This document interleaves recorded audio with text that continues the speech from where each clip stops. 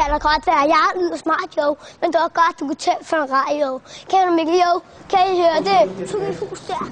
Klokken er 7 om morgenen, og de fleste skolebørn er kun i gang med at gnide søvnen ud af øjnene. Men ikke Toge. Og så er I klar? Ja. Er du klar? Ja. Godt, kom ind for. For selvom Toge endnu ikke helt kan nå mikrofonen, passer han hver torsdag sit job på The Voice morgenradio.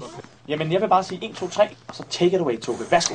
Toge går tilbage, er jeg klar derude. Jeg ved godt, det er stort med hver og tude. Skolen begyndte til lektier med at snakke til sådan rap tekster. Her på The Voice. Hver torsdag morgen, du skal til ikke være doven. Kan du, Mikkel?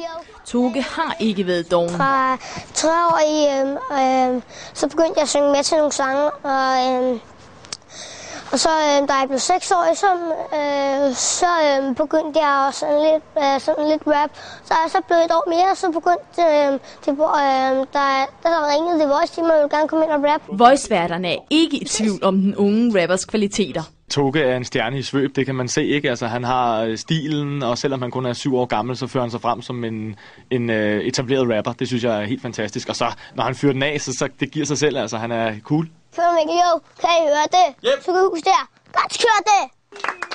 Fremragende stil og fremragende flow.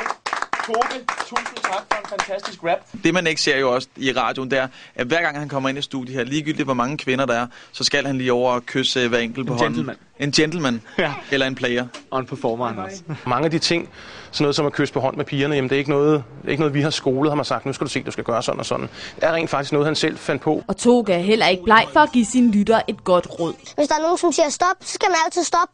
Det kan risikere, hvis de føler, at man bliver mobbet, og så kan det være, at de får en dårlig barndom.